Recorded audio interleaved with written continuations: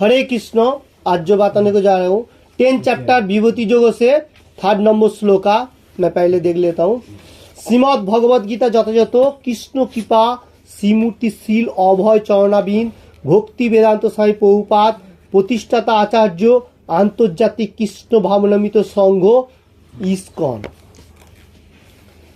ওং নমো ভগবতে বাসুদেবায়। ওং নমো ভগবতে বাসুদেবায়। ওং নমো ভগবতে বাসুদেবায়। ওং নমো ভগবতে বাসুদেবায়। ওং নমো ভগবতে বাসুদেবায়। ওং নমো ভগবতে বাসুদেবায়। हरे कृष्ण। 10 चैप्टर विभूति योग से 3rd number shloka 3 number shloka मैं पहले बता रहा हूँ, आप लोग पीछे पीछे बोलिए।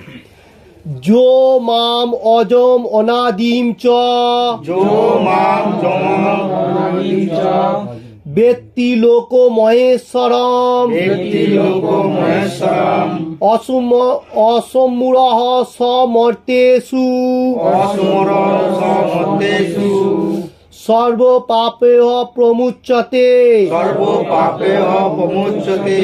फिर से मैं बताने को जा रहा हूँ 10 चैप्टर विभूति योग से 3rd नंबर श्लोका।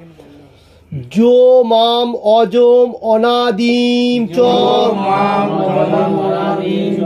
च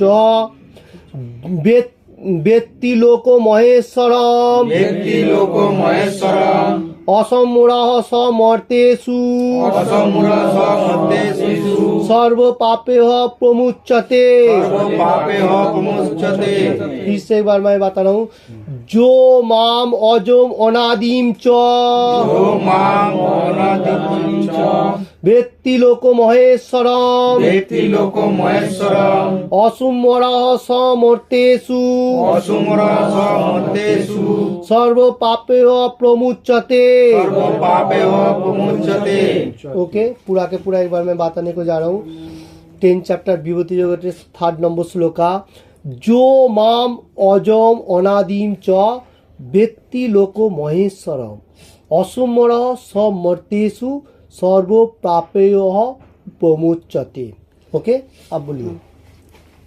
श्रीमद् भगवद गीता যথাযথ 10ম অধ্যায় বিভূতি যোগ 16 3 নম্বর শ্লোক। ओके, जो माम अजम अनादिम च वेत्ति लोको महेश्वरम असम्मूढ़ः च मर्तेषु सर्व पापोः प्रमुच्यते। वेरी गुड, अब बोलिए।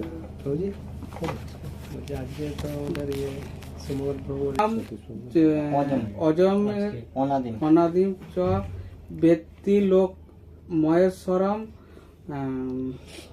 असुमरः मर्तेषु सर्व पापेय प्रमुच्यते। प्रमुच्यते। ओके, अब बोलिए। जो माम जननादिम च वेत्ति लोको महेश्वरम असम्मूढ़ः समर्तेषु सर्व पापो प्रमुच्यते। ओके, अब बोलिए। अच्छा, ओके। जो माम अजम अनादिम च वेत्ति लोको महेश्वरम असुमूढ़ः समर्तेषु सर्व पापेय प्रमुच्यते। ओके, जो माम जम नादिम च व्यक्ति लोको महेश्वरम असमुर स मत्तेषु सर्व पापेह प्रमुच्यते। वेरी गुड, अब बोलिए। जो माम अजम अनादिम च लोके व्यक्ति च व्यक्ति लोको महेश्वरम लोके महेश्वरम असमूढ़ः स मर्तेषु सर्वे पापोयः प्रमुच्यते। ओके, आप बोलिए। जो माम जन्मादि च वेत्ति लोक महेश्वरम असमूढ़ः सस्मर्तेषु सर्वपापेय प्रमुच्यते। Very good. जो माम अजम जो माम अजमनादिं च वेत्ति लोकमहेश्वर असमूढ़ स मत्तेषु सर्वपापस्य प्रमुच्यते। ओके ओके बोलिए। जह হয়তো এটা जह जह जह मम अजम जह माम मयाका म हसন্ত আছে जह माम अजम अनादिम च अनादिम च জানেন ব্যক্তি ব্যক্তি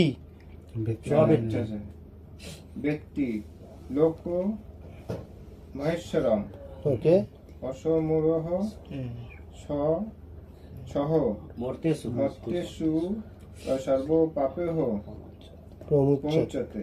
ओके मैं एक बार बताने को जा रहा हूँ।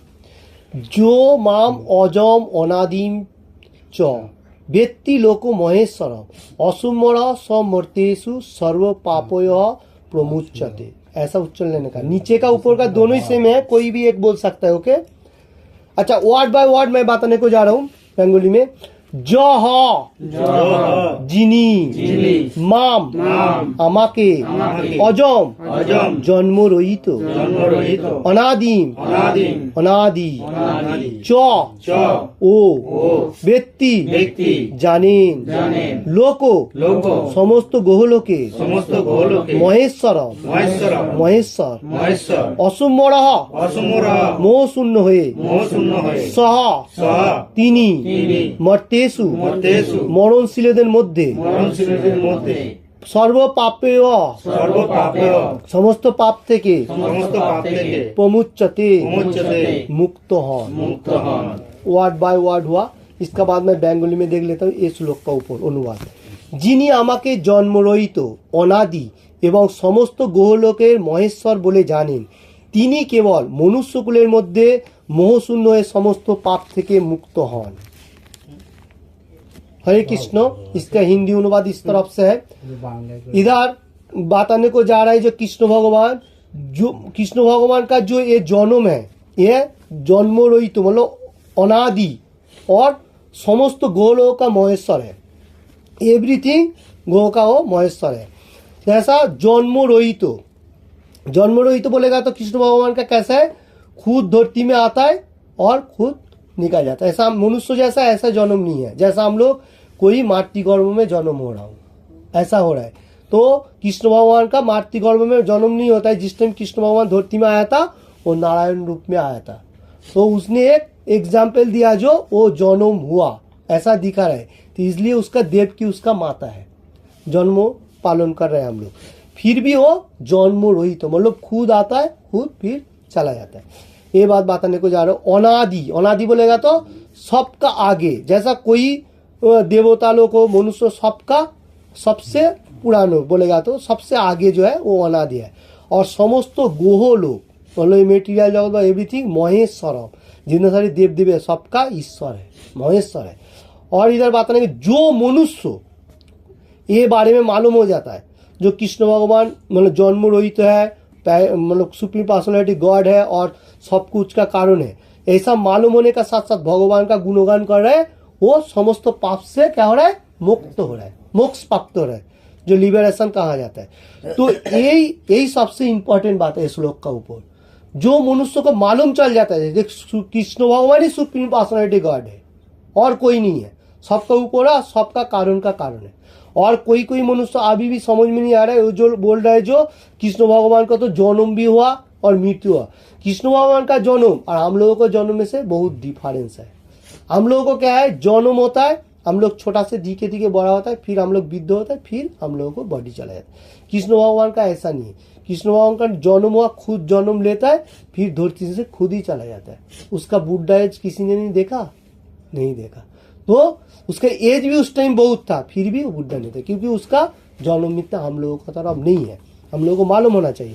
तो कोई मनुष्य का अभी भी मालूम नहीं है, जन्म रहित है कृष्ण भगवान, तो इसलिए बहुत सारी बातें करता है। तो इसका ऊपर से जो लोगों को मालूम हो जाता है वो मेटेरियल जगत में सब कुछ मालूम होने का साथ साथ वो मोह शून्य हो जाता है, न मेटेरियल में एक्टिव नहीं रखता है और मुक्त होकर भगवत धाम में पापों से ओके हरे कृष्ण इसका तात्पर्य में हम लोग देख लेता हूँ এর সপ্তম অধ্যায়ে 7:3 বলা হয়েছে যে মনুষ্যনাং সহস্রেষু কশ্চিৎ যততি সিদ্ধয়ে, যারা আত্মজ্ঞান লাভের প্রয়াসী তারা সাধারণ ব্যক্তি নন।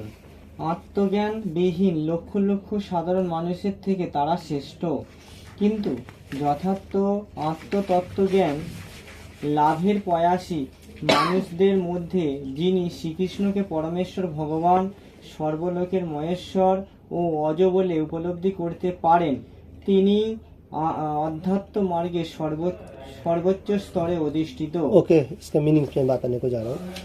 ओके तात्पर्य जो प्रभुपाद जी हम लोगों को खूब अच्छा तरफ से हम लोग बताने को जा रहे हैं एवं लिखा 7 चैप्टर 3rd नंबर श्लोका में एक श्लोक बताया जो इस तात्पर्य में मनुष्य नाम सहस्रसु कश्चित जतति सिद्ध है। इसका मीनिंग है आत्मज्ञान, मतलब आत्मा जो है इसका ज्ञान का बारे में मालूम होने का। और जो मनुष्य आत्मा का बारे में मालूम होता है वो साधारण मनुष्य नहीं है। इस श्लोक को ऊपर बताने को जा रहे हैं। वो क्या होता है आत्मा का बारे में, जैसा आत्मा जो है वो भगवान का अंश है ऐसा मालूम हो जाता है उसको। और उसको क्या होता है वो मनुष्य और बहुत मनुष्य से वो श्रेष्ठ हो जाता है, लक्ष लक्ष मनुष्य से भी वो श्रेष्ठ है, क्योंकि वो भगवान का बारे में और मनुष्य का जो आत्मा का बारे में पूरा कनेक्टेड का बारे में मालूम होता है, वही आत्मज्ञान है। और इधर बात करेंगे तत्व ज्ञान अर्थात अतएव, और इधर बताने को जा रहे जो श्री कृष्ण को भगवान का सर्वलोक का ईश्वर महेश्वर, जितना सारी मतलब देव देवी है और मेटेरियल जगत सब कुछ वो सब बारे में मालूम हो जाता है। वो अजो उपलब्धि, मतलब कृष्ण भगवान जो अजो है उसका भी उपलब्धि कर लेता है जो मनुष्य, उसका बारे में बताने को जा रहा है। और आध्यात्मिक मार्ग में अधिष्ठित हो जाता है, क्योंकि वही मनुष्य आध्यात्मिक मार्ग जो पिचुअल जो पाठ चल रहा है इसका ऊपर से पूरा फोकस हो जाता है, मतलब कृष्ण कॉन्शियसनेस वही सबसे परफेक्ट मार्ग में है। इस श्लोक का ऊपर ये बताने को जा रहा है। उसका बाद पढ़िए সেই স্তরে শ্রীকৃষ্ণের পরম পদ সম্পূর্ণরূপে উপলব্ধি করতে পারার ফলেই কেবল पापमय कर्मेर बंधन থেকে সম্পূর্ণরূপে মুক্ত হওয়া যায়। ओके देखिए इधर बताने को जा रहे हैं प्रभुपाद जी लिख रहे हैं इस श्लोक का ऊपर, जो कृष्ण भगवान का पास एवरीथिंग सरेंडर किया है जो मनुष्य, मतलब एवरीथिंग मालूम होने का साथ साथ जैसा और जो है और सबका ईश्वर है एवरीथिंग, वो उपलब्धि होने का साथ साथ वो उसका पाप क्षय हो जाएगा, क्षय हो गया ऑटोमेटिकली हो जाएगा। और कर्म बंधन जो मेटेरियल जब हम लोग कर्म कर रहा हूँ, हम लोगों को जो आकांक्षा होता है उसमें कम होते जाएगा। मेटेरियल आकांक्षा ज़्यादा होगा तो हम लोगों को क्या होगा प्रयास होगा और भी चाहिए, तो आकांक्षा थोड़ा कम होगा तो भक्ति मार्ग प्रोग्रेस करेगा। ऐसा होने का साथ साथ वो मनुष्य क्या है मुक्त प्राप्त हो रहा है, मेटेरियल में रहते हुए वो मोक्ष प्राप्त कर रहा है जो लिबरेशन कहा जाता है। तो उसका बाद पढ़िए এখানে অজ শব্দটির দ্বারা ভগবানকে বর্ণনা করা হয়েছে যার অর্থ জন্মরহিত। দ্বিতীয় অধ্যায়ে জীবকেও অজ বলে বর্ণনা করা হয়েছে, কিন্তু ভগবান জীব থেকে ভিন্ন। জীবেরা জড় আসক্তির ফলে জন্ম মৃত্যুর চক্রে আবর্তিত হচ্ছে, কিন্তু ভগবান তাদের থেকে আলাদা। ओके इसका मीनिंग मैं थोड़ा सा बताने को जा रहा हूँ। इधर ओजो जो इस श्लोक का ऊपर मेन इंपॉर्टेंट है वो है ओजो। ओजो इसका जो वर्णन किया है ये जन्म रहित, जैसा मैंने बताया उसने पहला जिस टाइम जन्म हुआ था वो नारायण रूप में था, फिर वो छोटा बालक का रूप में रूप धारण कर लिया। ये भगवान का अपराकृत लीला है, सबको मालूम नहीं है। तो द्वितीय अध्याय में Shrimad Bhagavad Gita as it is द्वितीय अध्याय में अजो का बारे में मनुष्य के लिए भी बताया गया। इसमें क्या बताया गया जो मनुष्य भी जो है भगवान का तरफ ही है, ऐसे सेम है। फिर भी इधर बताने को जा रहा है जो मनुष्य का जन्म मृत्यु हो रहा है और कृष्ण भगवान का मतलब जन्म मृत्यु का आबद्ध में एनी टाइम चक्राकार में आबद्ध हो रहा है, और कृष्ण भगवान का थोड़ा अलग से है, मतलब ऐसा नहीं है वो खुद आता है खुद जाता है, यही डिफरेंस। उसका बाद पढ़िए मैं देख लेता हूँ फिर से। বদ্ধ জীবাত্মারা তাদের দেহ পরিবর্তন করে, কিন্তু ভগবানের দেহের কোনো পরিবর্তন হয় না। এমনকি তিনি যখন জড় জগতে অবতরণ করেন তখনও তিনি তার অপরিবর্তিত অজরূপেই অবতরণ করেন। তাই চতুর্থ অধ্যায়ে বলা হয়েছে যে ভগবান সবসময় তার অন্তরঙ্গা শক্তিতে অধিষ্ঠিত, তিনি কখনোই অনুৎকৃষ্টা মায়া শক্তির দ্বারা প্রভাবিত হন না। তিনি সবসময়ই তার উৎকৃষ্টা শক্তিতে অবস্থান করেন। देखिए, हरे कृष्ण, इसका मीनिंग इस तरफ से है। देखिए, उसका बाद बताने को जा रहे हैं, जीवात्मा जो है उसका एनी टाइम मतलब चेंजिंग हो रहा है, छोटा बड़ा एवरीथिंग चेंजिंग हो रहा है, और मेटीरियल जगत में रहते हुए वो एनी टाइम चेंजिंग हो रहा है और अपरिवर्तित मतलब एनी टाइम वो परिवर्तन हो रहा है। और कृष्ण भगवान भी धरती में आया था, उसका वो जो है उसका रूप इतना चेंजिंग नहीं हो रहा है। और चतुर्थ अध्याय में हम लोग ये श्लोक का मतलब श्रीमद् भगवद गीता है चतुर्थ चैप्टर जो है, 4th चैप्टर जो है, उसमें भगवान का अंतरंगा शक्ति का अधिष्ठित है, क्योंकि भगवान का जो शक्ति है वो अंतरंगा शक्ति से ही धरती में उसमें प्रकट होता है, खुद ऐसा बताने को जाए। और अनुकृष्ट शक्ति जो है माया शक्ति, माया में भगवान का कोई एक्टिव नहीं होता, वो मेटीरियल जगत का मनुष्य के लिए माया एक्टिव हो रहा है, तो ये बात बताने को जा रहे हैं। और তিনি সবসময় उत्कृष्ट शक्ति अवस्थान करे, वो भगवान जो है वो उत्कृष्ट शक्ति में एनी टाइम मतलब रहता है, ये बात बताने को जा रहे हैं इस श्लोक के ऊपर। तो माया हम लोगों को एक्टिव कर रहे हैं मनुष्य लोगों को, किंतु भगवान का नहीं कर रहे, डिफरेंस है। मतलब हम लोग मनुष्य जो है कृष्ण भगवान का अंश हूँ, फिर भी हम लोगों को इतना पावर नहीं है, कृष्ण भगवान का सब पावर दिया है। ओके, ये बात नहीं, हम लोग छोटा होने का साथ साथ हम लोगों को थोड़ा सा भी मतलब एक्टिव है, क्योंकि इतना गुणगत तो नहीं है, भगवान का पास सब कुछ। ये बात बताइए, उसका बात पढ़िए। এই শ্লোকে ব্যক্তি লোক মহেশ্বরম কথাটি ইঙ্গিত করে যে ভগবান শ্রীকৃষ্ণ বিশ্ব ব্রহ্মাণ্ডের সমস্ত গ্রহলোকের মহেশ্বর এবং তা সকলের জানা উচিত। সৃষ্টির পূর্বেও তিনি বিদ্যমান ছিলেন এবং তিনি তার সৃষ্টি থেকে ভিন্ন। দেবদেবীরা সকলে এই জড়জগতে সৃষ্ট হয়েছেন, কিন্তু শ্রীকৃষ্ণ এই সমস্ত সৃষ্টির ঊর্ধ্বে, তিনি কখনো সৃষ্ট হন না, তাই তিনি ব্রহ্মা শিব আদি মহান দেবতাদের থেকেও ভিন্ন। আর যেহেতু তিনি ব্রহ্মা শিব ও অন্যান্য দেবদেবীর সৃষ্টিকর্তা, তাই তিনি সমস্ত গ্রহলোকের মহেশ্বর।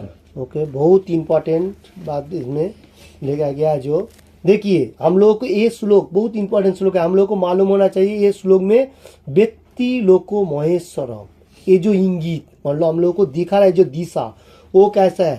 श्री कृष्ण जो है वो विश्व ब्रह्मांडों का मालिक है, एवरीथिंग गोह, और हम लोग को मालूम होना चाहिए। मतलब इधर बताने को जा रहे हैं सब मनुष्यों को मालूम होना चाहिए, कोई मनुष्य मालूम नहीं कर रहे क्योंकि शास्त्र अध्ययन नहीं कर रहे। तो कृष्ण भगवान सृष्टि है, धरती जिस टाइम सृष्टि किया उसका पहले भी था, अभी भी है, वर्तमान में भी रहेगा, और वो विद्यमान है। और देव देवी सब लोगों को मतलब कृष्ण भगवान ने सृष्टि किया, ये जड़ जागतिक में कृष्ण भगवान ने सृष्टि किया। तो श्री कृष्ण का ऊपर ऊर्ध्व कोई नहीं है, क्योंकि वही सृष्टि करता है। তিনি ब्रह्मा शिव आदि महान देवता থেকে ভিন্ন, मतलब सबका ऊपर है। और जेहेतु ब्रह्मा शिव और অন্যান্য দেবদেবী सृष्टि, তাই তিনি समस्त गोलोकेर महेश्वर, मतलब कृष्ण भगवान से ही सब कुछ देव देवी आ रहा है। इसलिए श्लोक के ऊपर बताने को जा रहे हैं वो सब गोलोक एवं देवता के भी ऊपर है, इसलिए वो महेश्वर है। ऐसा हम लोग शिव जी को भी कोई आदमी महेश्वर बोलता है ना, तो इसलिए इधर बताने को जा रहा है जो लोको महेश्वरम बोलेगा तो सबका ऊपर, शिव जी का ब्रह्मा जी का सबका ऊपर है, जो सृष्टिकर्ता जो है भगवान सबका सृष्टि किया है धरती में, उसका जो जिसका कर्म है उसके हिसाब से चालना हो रहा है। ओके, उसका बात पढ़िए। শ্রীকৃষ্ণ তাই সমস্ত সৃষ্টি থেকে ভিন্ন, এবং এভাবে যখন কেউ শ্রীকৃষ্ণকে জানতে পারেন তিনি তৎক্ষণাৎ সমস্ত পাপময় কর্মফল থেকে মুক্ত হন। পরমেশ্বর ভগবানকে জানতে হলে সব রকমের পাপময় কর্মফল থেকে মুক্ত হতে হবে। কেবলমাত্র ভক্তির মাধ্যমেই তাকে জানা যায়, এছাড়া অন্য কোনো উপায়ে তাকে জানতে পারা যায় না, সেই কথা ভগবদ গীতায় বলা হয়েছে। ओके, इधर जो बताने को जा रहे हैं श्री कृष्ण एवरीथिंग चीज का मतलब श्री कृष्ण समस्त सृष्टि और श्री कृष्ण जानते पारे तत्क्षणात जो मनुष्य श्री कृष्ण के जो कृष्ण भगवान सुप्रीम पर्सनालिटी गॉड हेड और सबको चालना करे ऐसा मालूम होते हुए मेटेरियल तो ऐसा मालूम होएगा तो एवरीथिंग तो क्या होता है उसका पाप मुक्त हो जाता है, मतलब पाप इतना नहीं रहता है, क्षय हो जाता है। और भगवान परमेश्वर भगवान का मतलब जो लोग आराधना कर रहे हैं वो पाप का मुक्त हो रहा है, और जो लोग नहीं कर रहे वो लोग पथभ्रष्ट हो रहे हैं। ये बताने को जा रहा हूँ। और जानने का साथ साथ वो क्या हो रहा है, और हम लोगों को क्या होता है, जो ये जो भगवत गीता जो दिया गया, इसका ऊपर से हम लोग भगवान का सब कुछ मालूम होएगा। भगवत गीता का ऊपर से हम लोगों को एवरीथिंग का मालूम होता है। तो जो लोगों को मालूम हो जाता है वो लोग मुक्त हो जाता है। मुक्त होने का साथ साथ भगवत धाम में वापस जाने के लिए होता है। तो भक्ति मार्ग, इधर और एक इम्पोर्टेंट बात बता रहे हैं, वो लोगों को ज्यादा से ज्यादा मालूम हो जाता है जो लोग भक्ति मार्ग में है, स्पिरिचुअल पार्ट में है। तो वो लोगों को धीरे धीरे प्रोग्रेस करते हुए भक्ति मार्ग में रहते हुए मोक्ष होने का साथ साथ फिर भगवान को फिर पूरा पूरी मालूम हो जाता है। भगवत गीता में भी वही बात आया गया। ओके, इसका बाद पढ़िए। শ্রীকৃষ্ণকে কখনোই একজন মানুষ রূপে জানবার চেষ্টা করা উচিত নয়। পূর্বেই সেই সম্বন্ধে বলা হয়েছে যে একমাত্র মূঢ় ব্যক্তি তাকে একজন মানুষ বলে মনে করে। সেই কথাই এখানে একটু ভিন্নভাবে ব্যক্ত করা হয়েছে। যে মানুষ মূর্খ নয়, যিনি ভগবানের স্বরূপ সম্বন্ধে অবগত হওয়ার জন্য বুদ্ধিমত্তা সম্পন্ন, তিনি সব রকমের পাপময় কর্মফল থেকে সর্বদা मुक्त থাকেন। ओके, श्री कृष्ण को कोई मनुष्य एक पुरुष बोल के मालूम कर रहा है, मतलब साधारण पुरुष बोल के जानने के लिए मतलब मालूम हो रहा है। पूर्वे ही मतलब हम लोग 7वें चैप्टर में इसका बारे में बहुत सारी पढ़ाई किया। तो इधर बताने में जो मूर बोलेगा तो भगवान ऐसा उसको मूर्ख को नहीं कहा जा रहा है, वो थोड़ा सा अच्छा प्यार के लिए उसको मूर्ख कहा रहा है यहाँ। तो इसलिए तो क्यों कहा रहा है, जो मैं जो सुप्रीम पर्सनैलिटी गॉड हूँ, कृष्णा हूँ, फिर भी उसको इतना मालूम नहीं चल रहा, इसलिए उसको थोड़ा सा मूर्ख को कहा रहे। मतलब जैसा हम लोग कोई मनुष्य नहीं होता ना, आप क्या काम कर रहे हैं, आप मूर्ख तरफ काम कर रहे हैं, आप बुद्धिमान है। तो इसलिए ऐसा ही बात इसमें कृष्ण भगवान समझा रहे, जो मूर्ख बोलेगा तो ऐसा मूर्ख नहीं है, फिर भी ऐसा है जो मेरा तरफ से मालूम नहीं कर रहे बोल के मैं उसको थोड़ा सा मूर्ख को कहा जा रहा हूँ। और मूर्ख लोग कभी भी भगवान को मालूम नहीं करते, वो पीछे का तरफ ये वो फिलॉसफी लेके बैठा रहता है। और जो लोग बुद्धिमान है, जो लोगों को मालूम हो जाता है, वो एवरीथिंग भगवान का कर्म करते हुए फिर पापमय एवरीथिंग कर्म जिस टाइम करेगा तो उसका क्या होगा, पाप खत्म हो जाएगा। पापमय खत्म होने का साथ साथ वो मुक्त पाप से होगा।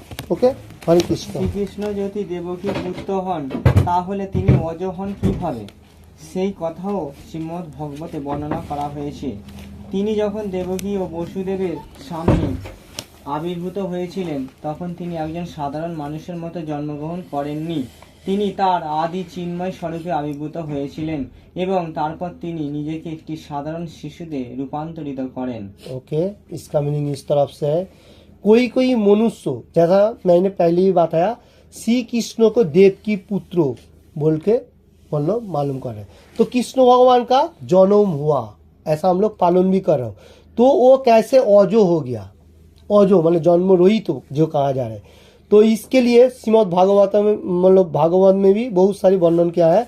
और देव की पुत्र वासुदेव का सामने जिस टाइम कृष्ण भगवान आविर्भूत हुआ था, उस टाइम वो उसका जो रूप था विष्णु रूप वो प्रकट हुआ था। उसका बाद उसने दिखाने के लिए फिर वो शिशु का रूप धारण कर लिया। ये हम लोग को मालूम होना चाहिए, क्योंकि कोई मनुष्य ऐसा होता है जो कृष्ण भगवान का जन्म हुआ था बोलेगा तो मारती घर में जन्म हुआ था, जैसा हम लोगों को होता है। ऐसा नहीं है, क्योंकि वो जिस टाइम मतलब देव की जो है और वासुदेव जिस टाइम प्रार्थना किया था कृष्ण भगवान का पास, तो वो क्या किया था, तो उसको वचन का हिसाब से भक्ति मार्ग में रहते हुए उसने विश्व रूप धारण करके वो लड़का का रोल किया था। तो उसमें क्या हुआ, एक शिशु का रोल आ गया था उसको, जैसा हम लोग कृष्ण भगवान बोलता हूँ वो रूप लिया था। तो ये श्लोक का वही तात्पर्य है, क्योंकि बहुत मतलब अच्छा तरफ से इसमें समझा रहे। कोई मनुष्य अभी भी मालूम नहीं चल रहे, वो लोगों के लिए बताने को जा रहे। उसका बात पढ़िए। শ্রীকৃষ্ণের নির্দেশ অনুসারে যা কিছু করা হয় তা অপাকিত, তা জড়জগতের শুভ অথবা অশুভ কোনো কর্মফলের দ্বারাই কলুষিত হয় না। জড়জগতের শুভ ও অশুভ সম্বন্ধে ধারণা প্রায়শ মনোধর্ম প্রসূত অলিক কল্পনা মাত্র, কারণ এই জড়জগতে শুভ বলতে কিছুই নেই। ओके, मैं थोड़ा बताने को जा रहा हूँ। श्री कृष्ण का जो कर्म हम लोग करता हूँ देखने में सेम ही लग रहा है, जैसा मेटेरियल जगत का मनुष्य लोग भी कर्म कर रहे हैं हम लोग भी कर रहे हैं, जैसा वो लोग भी खाना खा रहे हैं हम लोग भी खा रहा हूँ। तो ऐसा दूर से देखेगा तो मालूम होगा, क्योंकि वो लोग क्या खाना खा रहा है, वो जैसा खाना पकाया, रंधन किया, खाना स्टार्ट कर दिया। और जो लोग भक्ति मार्ग में, वो लोग पहला खाना पकाया, उसको रंधन करने का साथ साथ उसको थोड़ा हवा से ठंडा करे, फिर उसके बाद ऑफर करे, ऑफर करके खाना खा रहे। खाने का चीज एक ही है, मान लो डिफरेंस कौन सा है, भगवान का दिखा के खाना और ऐसा ओनली खाना। ये हो गया भक्ति मार्ग का एक प्रोसेस। उसका बाद इधर बताने को जा रहे शुभ अशुभ। जैसा कोई भगवान का जो कर्म है वो कभी भी अशुभ नहीं है, और हम लोग जो कर्म कर रहा हूँ वो शुभ अशुभ दोनों में हो जाता है। और कोई कोई मनुष्य है अलौकिक जल्पना कल्पना, मतलब भगवान का बारे में मनोधर्म, मतलब खुद का धर्म हिसाब से सोच रहे हैं। प्रीवियस श्लोक में जैसा हम लोग बताया था, तो मनोधर्म नहीं होना चाहिए, हम लोग को ख्याल होना चाहिए। जैसा मैंने बताया, जो मनोधर्म होएगा तो मेरा ख्याल खुशी ऐसा होएगा, और कृष्ण के लिए जो कर्म होगा वही मतलब अच्छा धर्म है। मनोधर्म नहीं होना चाहिए, मन का हिसाब से जो धर्म हो वो नहीं होना चाहिए। तो हम लोगों को क्या करना चाहिए, भगवान का ऊपर से हम लोगों को हर कर्म करना चाहिए, तो अच्छा होगा। उसके बाद पढ़िए। সবকিছুই অশুভ, কারণ এই জড় প্রকৃতিই অশুভ। আমরা এটিকে কেবল শুভ বলে কল্পনা করে থাকি। যথার্থ শুভ নির্ভর করে প্রগাঢ় ভক্তি ও সেবার মাধ্যমে কৃষ্ণ ভাবনাময় কার্যকলাপ সম্পাদন করার উপর। যদি আমরা প্রকৃতই শুভ কর্ম সম্পাদনে প্রয়াসী হয়, তাহলে আমাদের পরমেশ্বর ভগবানের নির্দেশ অনুসারে কাজ করা উচিত। ओके, इसका मीनिंग मैं बताने को जा रहा हूँ। जो इधर अशुभ कहा जा रहा है ये धरती को, कृष्ण भगवान जिस टाइम ये धरती को बनाया था, इसमें ओनली जिसका जैसा प्रयास होगा वही मनुष्य इधर आएगा, क्योंकि ये सब विश्व ब्रह्मांड है, ये एक छोटा सा ग्रह है। ऐसा असंख्य ग्रह हम लोगों को आंखों से दिखाई दे रहा है। तो इसमें बताने को जा रहा है कि ये ग्रह में हम लोग कोई मनुष्य है, ये ग्रह क्षणस्थायी है, चिरस्थायी नहीं है, भगवान बताने को जा रहे हैं। और बताने को जा रहे हैं कि ये धरती अशुभ है। शुभ कोई कर्म हम लोग करेगा, शुभ हम लोग सोचेगा, फिर भी अशुभ है। तो इसलिए ये हम लोग को मालूम होना चाहिए, ये जो धरती जो भगवान ने बनाया, तो हम लोगों को एक कारागार का तरफ हो गया, जैसा भगवान का एक कारागार हो गया। जो जैसा कर्म करे उसको पनिशमेंट दे रहा है। अभी ये भगवान का तरफ से कारागार है, हम लोग को ऐसा ऊपर का तरफ से जो दिखाई दे रहा है उसमें से हम लोग कर्म करते हुए पनिशमेंट मिल रहा हूँ। देखिए सब लोग कर्म कर रहे हैं, फिर भी हम लोग को पनिशमेंट मिल रहा है। जैसा कोई बात में हो, कर्म का ज़्यादा फोकस हो, एवरीथिंग। और ये हो गया कारागार। और इसका ऊपर से जिस टाइम हम लोग धरती का कारागार को क्रॉसिंग करेगा, जैसा हम लोग कोई मतलब क्या बोलेगा, जो खराब कर्मों में लिप्त होएगा, चोरी डाकू एवरीथिंग, तो उसमें ये मेटेरियल जगत का कारागार और एक है, उसमें डालेगा पुलिस लोग, फिर उसको पिटाई होएगा। भगवान का कारागार फिर भी थोड़ा सा अच्छा है, ये बात नहीं। फिर भी इधर जो है, जो लोग मतलब शुभ के लिए प्रयास कर रहे हैं और परमेश्वर भगवान का कर्म के लिए ये कर रहे हैं, वही सबसे परफेक्ट मार्ग में है। और जो लोग ऐसा धरती में एनी टाइम सोच रहा है इधर ही अच्छा है, इधर ही रहने का, वो परफेक्ट नहीं है, क्योंकि ये धरती क्षणस्थायी है, कभी भी जा सकता है। ओके, उसके बाद पढ़िए। এই ধরনের নির্দেশ শ্রীমদ্ ভগবত গীতা আদি শাস্ত্রগ্রন্থে প্রদান করা হয়েছে, অথবা সদ্গুরুর কাছ থেকে তা লাভ করা যেতে পারে। সদ্গুরু যেহেতু পরমেশ্বর ভগবানের প্রতিনিধি, তাই তার নির্দেশ প্রত্যক্ষভাবে পরমেশ্বর ভগবানেরই নির্দেশ। সদ্গুরু সাধু ও শাস্ত্র একই নির্দেশ প্রদান করেন। ओके, इसके बारे में थोड़ा सा बताने को जा रहा हूँ।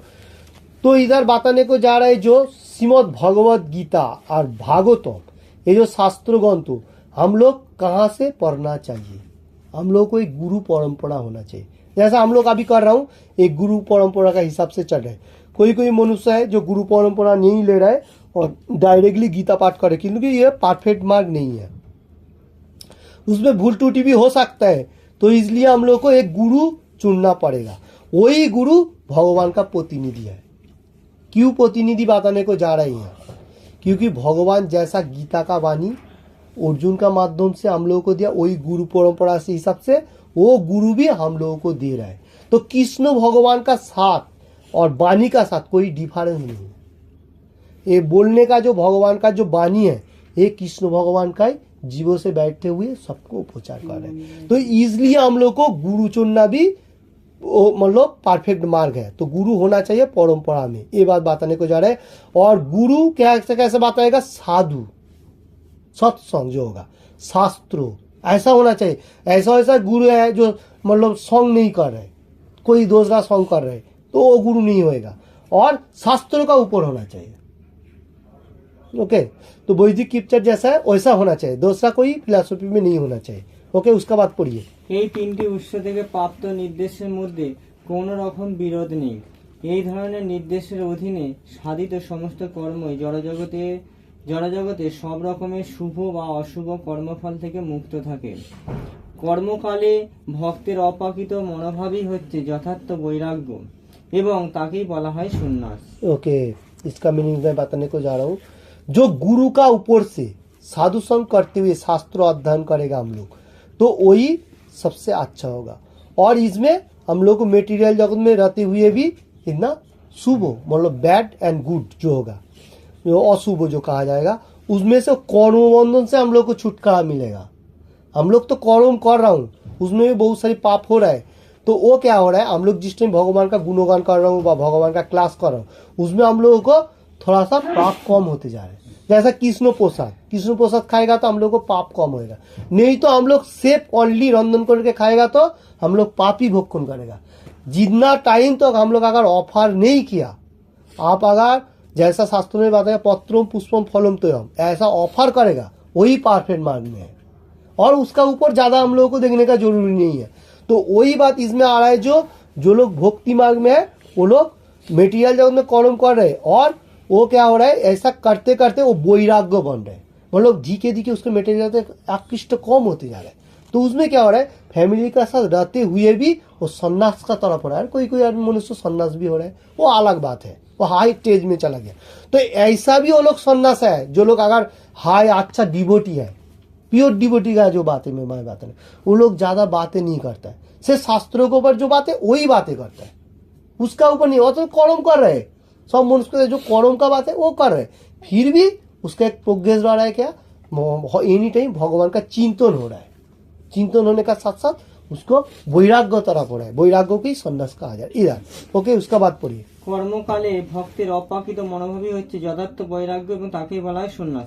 ভগবদ গীতার ষষ্ঠ অধ্যায়ের প্রথম শ্লোকে যেমন বলা হয়েছে, ভগবানের নির্দেশ পালন করার নিমিত্তই কেবল যিনি কর্তব্যবোধে কর্ম করেন এবং যিনি তার কর্মের ফলাফল করতে চান না, তিনি যথার্থ সন্ন্যাসী।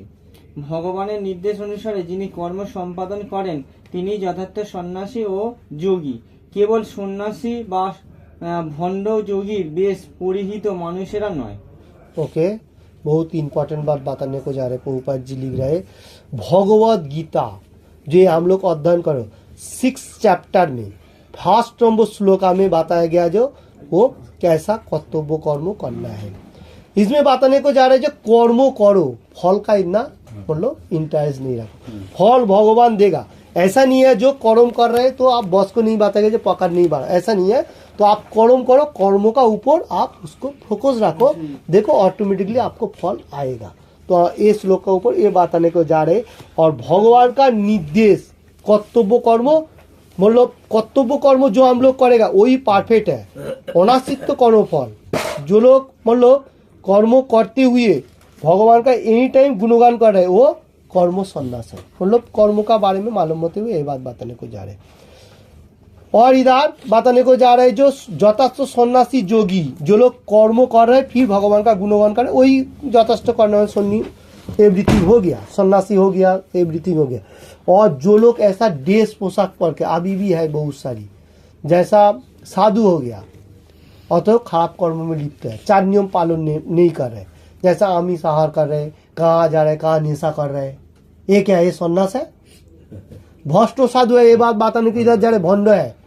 तो ये बात क्लियरली बताने को जा रहे जो ये शास्त्र के ऊपर से मैं बोलूंगा, बाहर का तरफ नहीं। जो लोग ऐसा निशा कर रहे, जो साधु भी जो भी हो, तो वो कभी भी मतलब भक्त सन्यासी नहीं हो सकता है।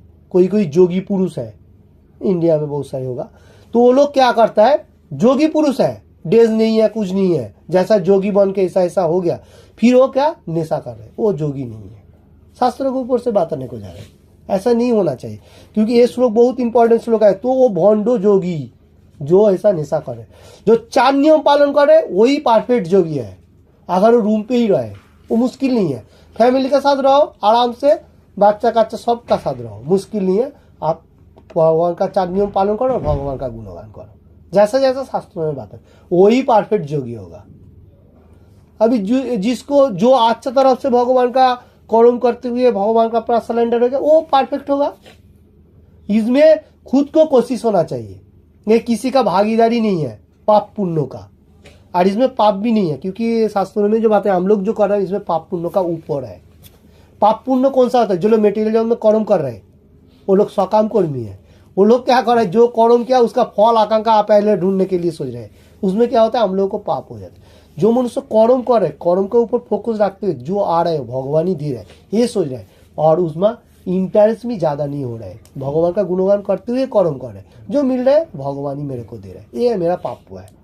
क्योंकि पीछे जन्म में हम लोग बहुत सारी खराब कर्म किया होगा, तो उसका फल अभी भुगतना पड़ रहा है। ये हम लोग को सोचना चाहिए।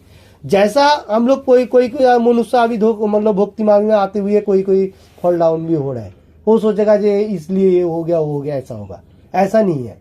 आप अच्छा मार्ग में आ रहा है तो खराब बैड हैबिट तो जाएगा।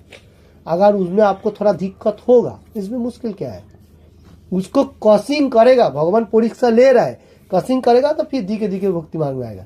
और पहले ही डर जाएगा तो फिर भक्ति मार्ग में आने का नहीं होगा। थोड़ा बहुत तो मतलब ताबोल हो सकता है।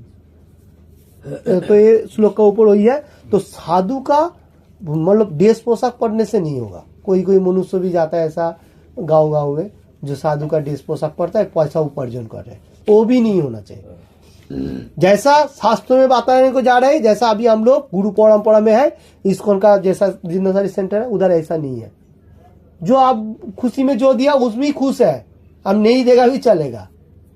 अगर उसमें इतना इंटरेस्ट नहीं है, क्योंकि उन लोगों को मालूम है जो भगवान ही सब कुछ कर रहा है। तो हम लोगों को क्या, हम लोग को सिर्फ खाली प्रयास रखना है, या इसको चालना करना है, जो मैं भक्ति मार्ग में रहते हुए हर कर्म करूंगा जो अपना कर्म है। और जैसा मंदिर का कर्म होगा तो भगवान के लिए हो गया। अपना कर्म का साथ भगवान को जोड़ देगा तो सबसे अच्छा है। तो ये जो 6 चैप्टर में बताया गया वो कौन सा है? ध्यान योग के बारे में। तो 6 चैप्टर बहुत इंपॉर्टेंट चैप्टर है, वो ध्यान योग के बारे में बताया गया। तो उसमें भी भक्ति मार्ग एंड में आ जाता है। मतलब उसमें बहुत सारे है, अष्टांग योग, प्राणायाम, अभ्यास, एक्सरसाइज, एवरीथिंग है।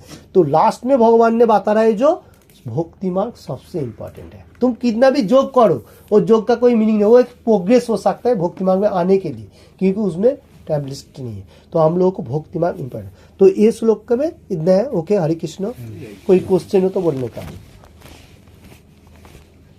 नमो विष्णु प्रादाय कृष्ण पेष्टाय भूतले श्रीमते भक्ति वेदांत स्वामिनिति नामिने नमस्ते सरस्वती देवे गौरवाणी प्रचारिणे निर्विशेष शून्यवादी पाश्चात्य देश तारिणे। बोलिए नमो विष्णु पादाय कृष्ण पेष्टाय भूतले श्रीमते भक्ति वेदांत स्वामिनिति नामिने नमस्ते सरस्वती देवे गौरवाणी प्रचारिणे निर्विशेष